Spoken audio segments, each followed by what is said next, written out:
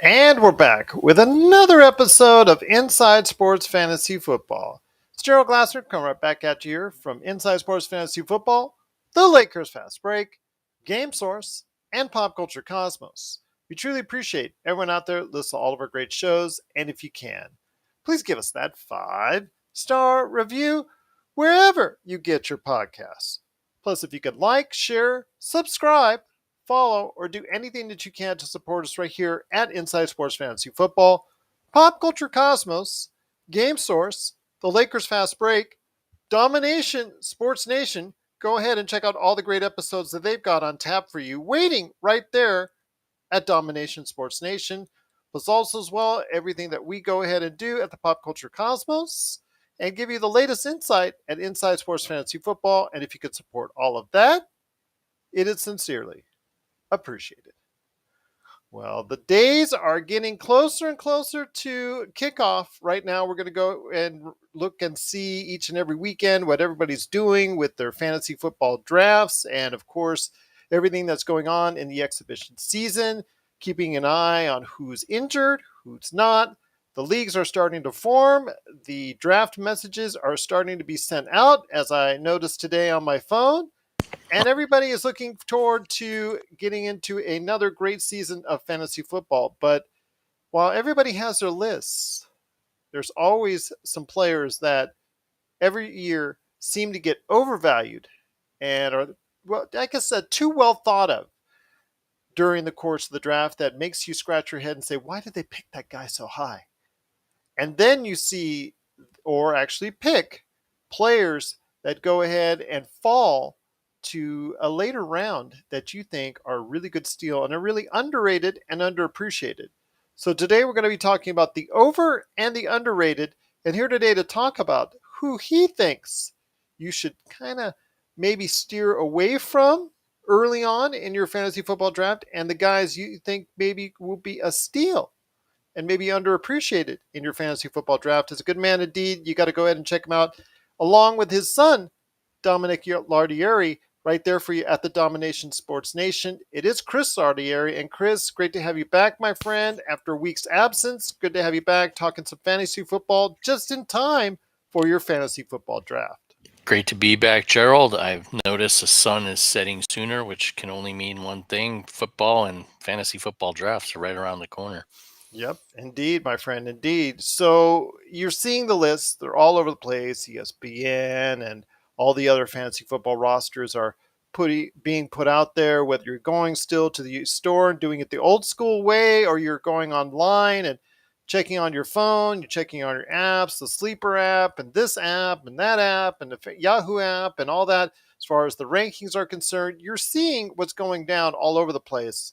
I know you have some thoughts. I know you're going to be in some drafts. I know I'm going to be in some drafts, but I will start off with you first. Anybody that you think is really their names are going out there as far as maybe a little bit that are predicted to go a little bit higher than what you think they should be? Yeah, we'll call them overrated or overvalued, whatever the case is. The way I define it is, you look at last year, Josh Allen and Cooper Kupp were lights out as fantasy players. Going into the season, there were people that are optimistic on them, but would probably venture to guess very few thought they were going to be the tops at their respective positions. So that's what I'm looking for.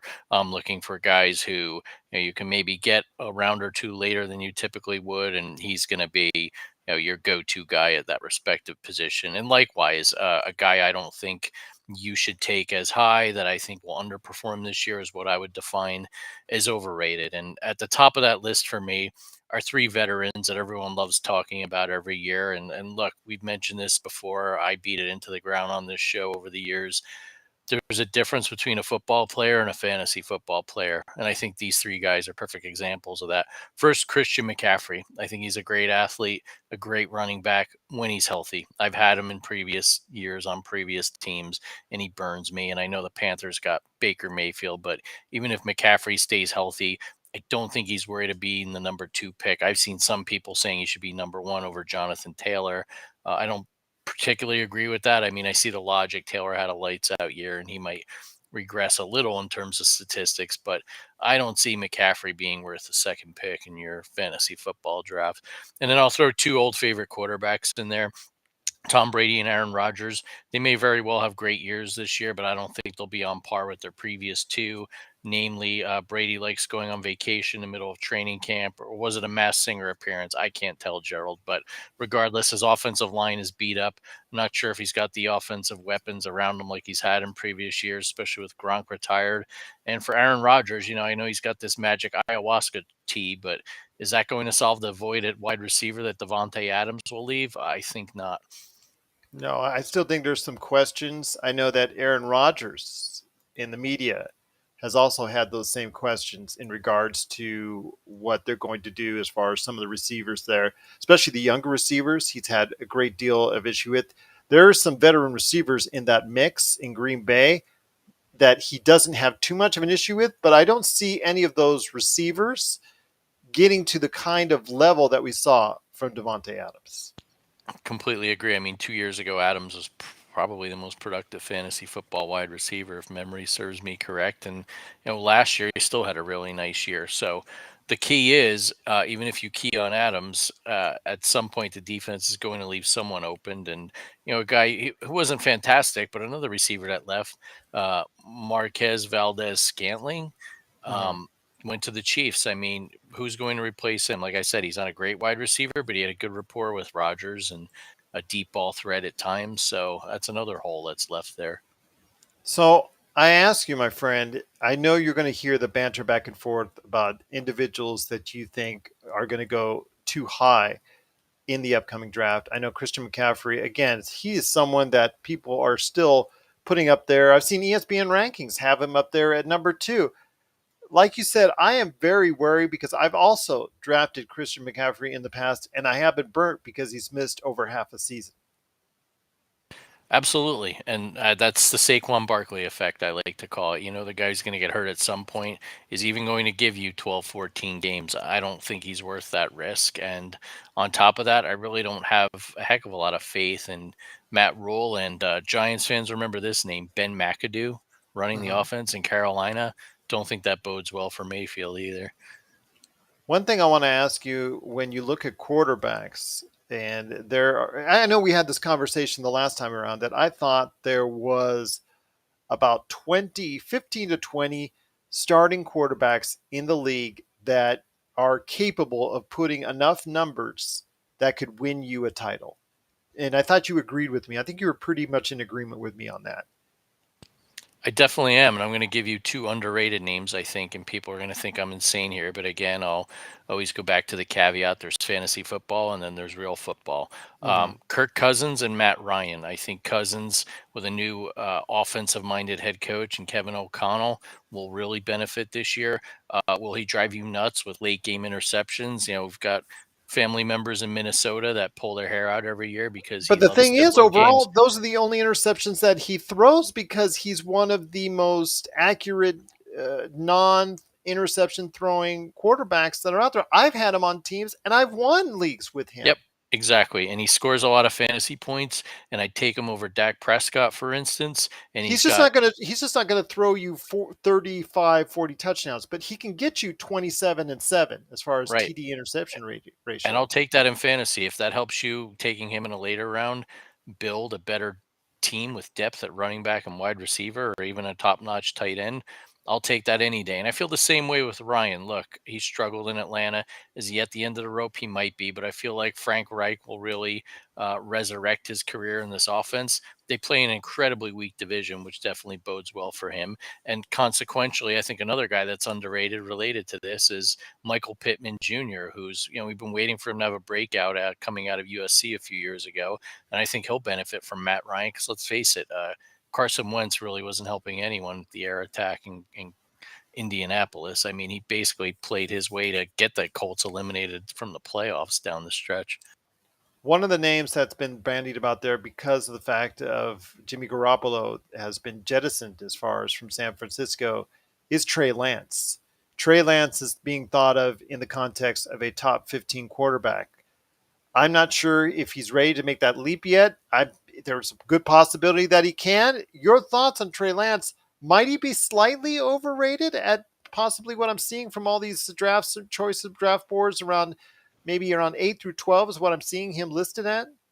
I think he is because people are assuming he's the next Jalen Hurts, and Hurts played 4 years in college, was a top-notch college quarterback, got to the NFL, got a couple of years under his belt, and last year had a really nice fantasy season under the radar.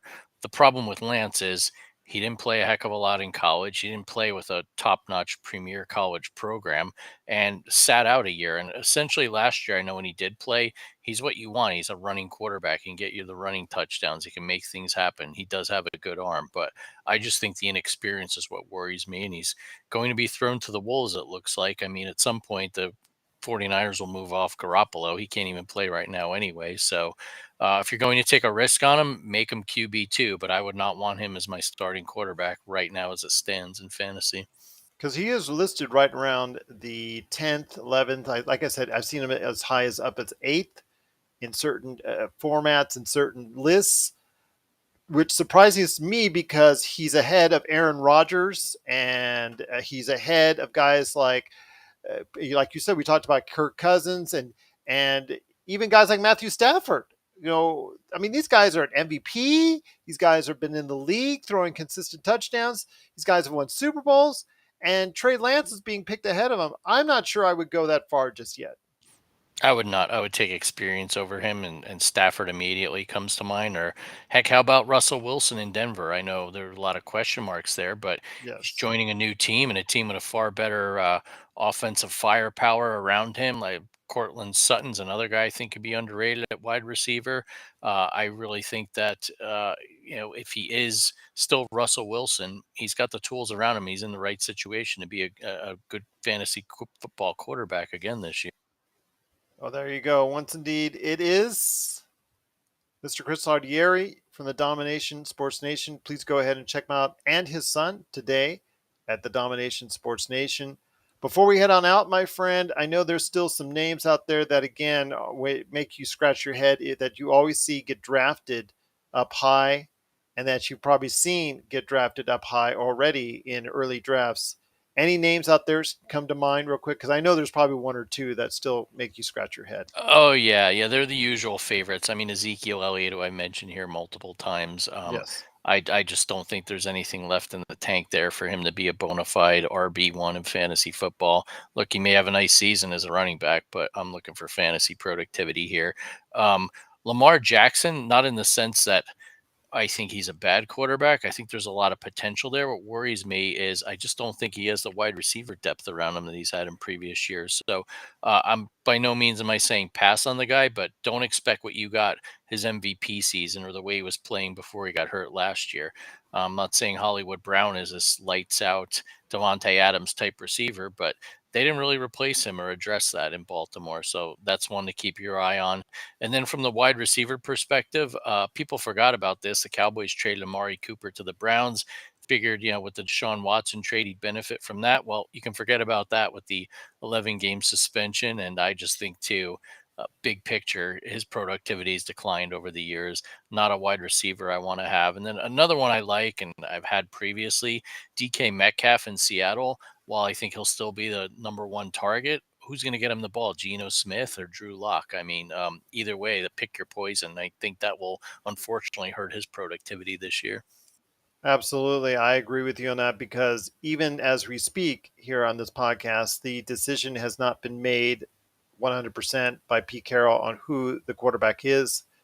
And that kind of, mystery is still not good for a team going into their first game here in the not too distant future. And to have that still be in question is kind of not the best way to want to start your season right there in Seattle. So, yeah, I agree with you on that. I think that another name that you might want to say is ready to go ahead and take another leap for in a lot of people's minds is Jalen Hurts of Philadelphia. Your thoughts on him? You think he's ready to go ahead and take the next step? Because right now he's being talked about as a top five quarterback in the league.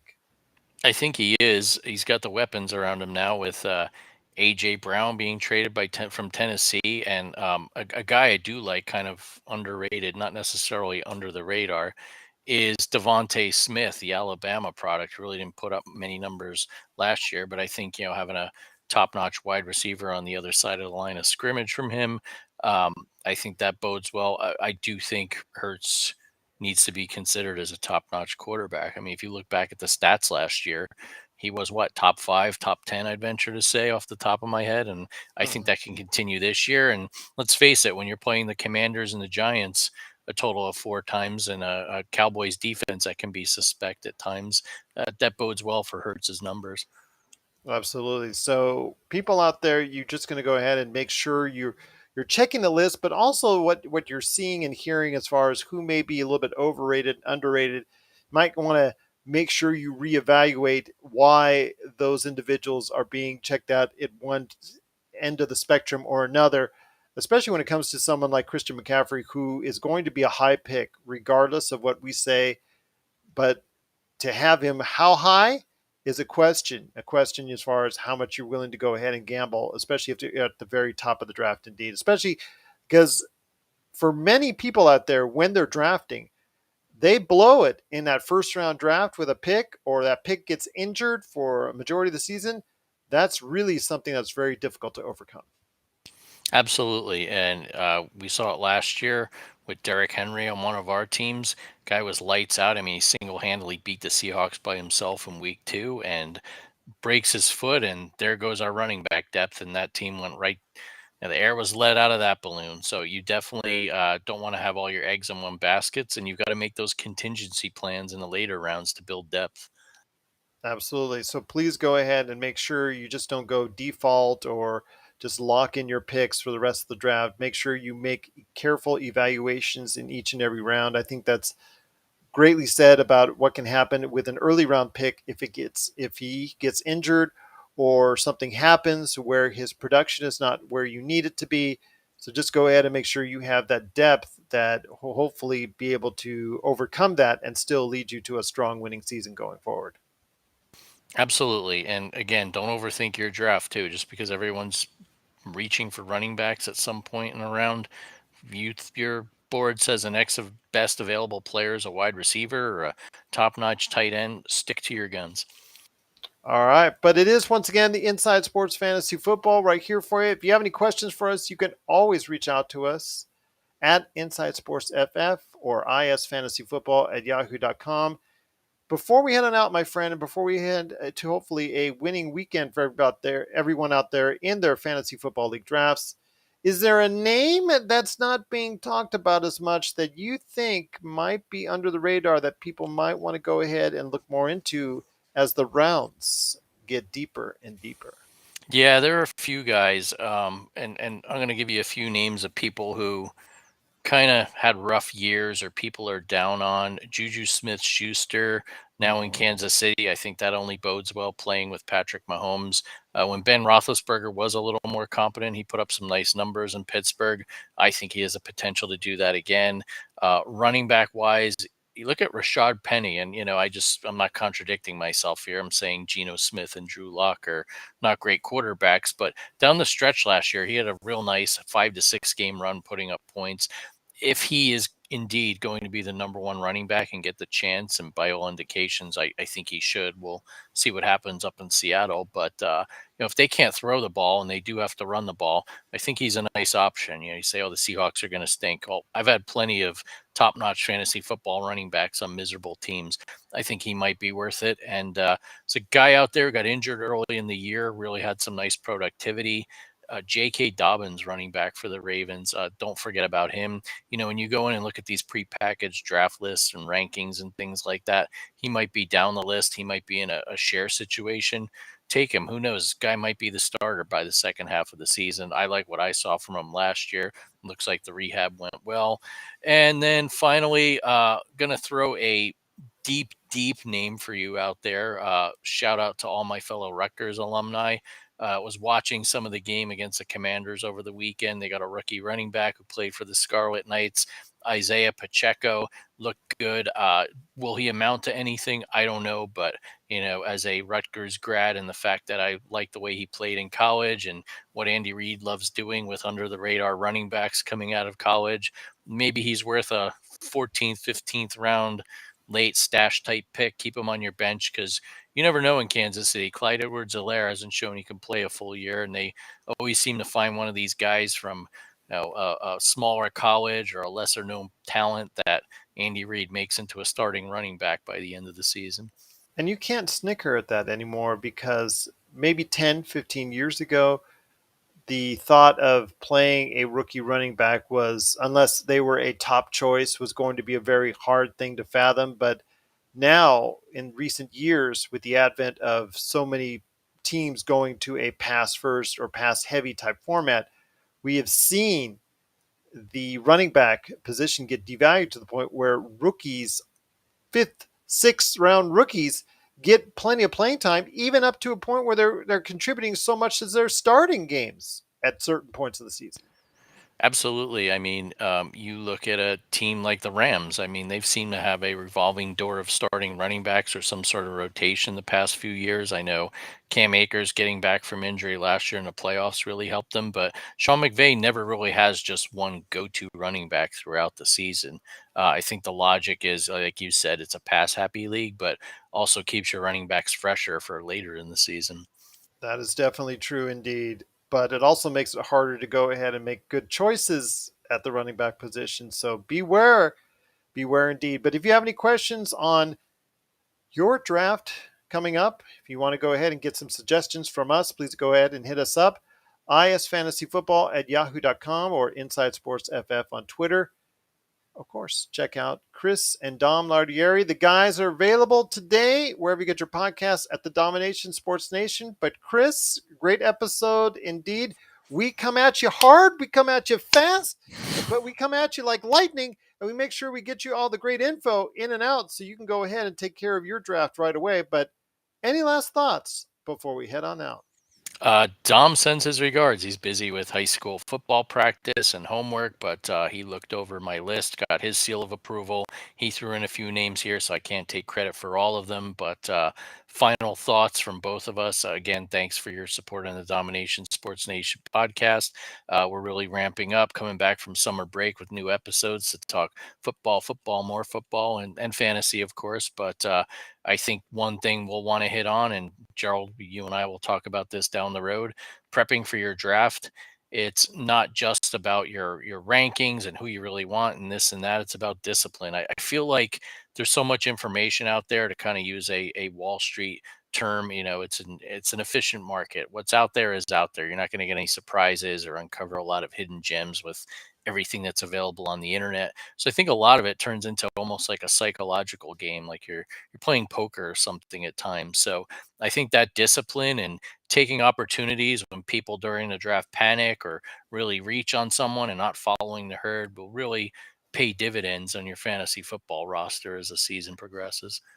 Well, you and I have time to go ahead and do one more episode for those last minute drafts before the season starts. So we can get all your thoughts in, all your projections in, all the last minute maneuvers and last minute thoughts, and maybe trends that we're seeing from drafts that we can go ahead and comment on next week's show. Make sure that we go ahead and do that today. But I think that's probably a good idea that we go ahead and give those last bits of advice just before the start of the season on September the 8th. Yeah, completely agree. I know we are having our mutual league, the draft on Tuesday the 6th. A lot of people tend to wait till, Labor Day or a few days after, leading up to that first Thursday night game. So, but there are a lot of people will be having drafts starting this weekend. As you know, in the old days, the starters would play the final preseason game. That doesn't happen anymore. So I think owners feel like there's less a risk of injury to key fantasy football players these days. Absolutely. So look forward to next week. I'm also trying to get Jason Dutch back on the show or to do a separate show. Want to go ahead and make sure he shares his thoughts. And even my good friend from the Lakers Fast Break, Joe Soro, looking to get him on as well because he's a big fantasy football guy. So we'll go ahead and hopefully get shows on with them. But Chris is the mainstay. Chris Lardieri from Dom-ination Sports Nation. Please go ahead and check out him and his son each and every week right there at the Dom-ination Sports Nation. But Chris, great to have you back in the saddle once again as we talk fantasy football. Everybody's now taking those final preparations. This weekend is going to be a major weekend for fantasy football drafts and leading into September 8th, the opener on Thursday night. So we'll go ahead and make sure everybody gets their info out there on at least one more episode and maybe more, hopefully coming up in the next few days right here at